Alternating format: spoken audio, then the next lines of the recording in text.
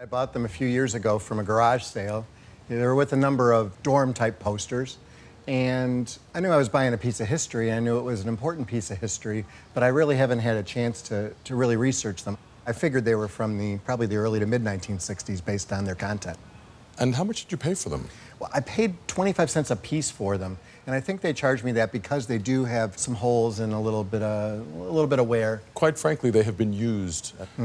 They have tape marks in the corners where they were taped to the walls. You'll notice on each there's a tear, and when they were all rolled together, at some point they were torn in the same place, and some animals got to them. There were little nibbles taken out. Seems so. They look like dorm room posters.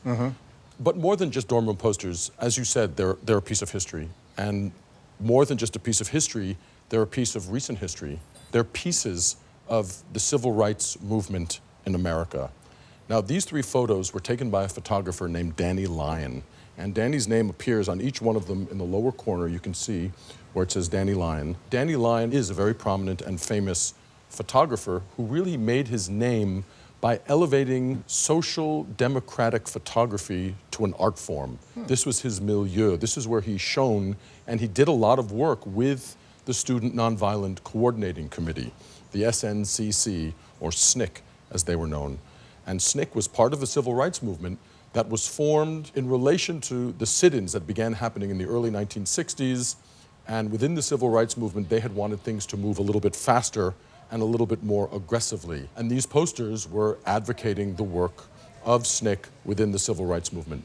They date to around 1962. One of the interesting ways about dating these is you'll notice that each one has the address of the SNCC office in Atlanta, Georgia, but there's something prominently missing from those addresses. A zip code. There's no zip code, exactly. Zip codes began being used in 1963, so these definitely predate 1963. And the images are these images from marches, they're images from protests. The one next to you that says now was taken at the march in Washington, D.C., where Martin Luther King gave his I Have a Dream speech.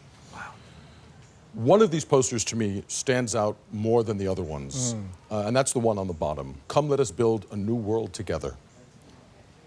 What, to me, stands out about it are the people who are involved in the photograph.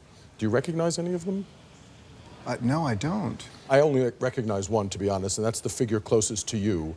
That's John Lewis, Congressman John Lewis, who was then a 22-year-old civil rights activist.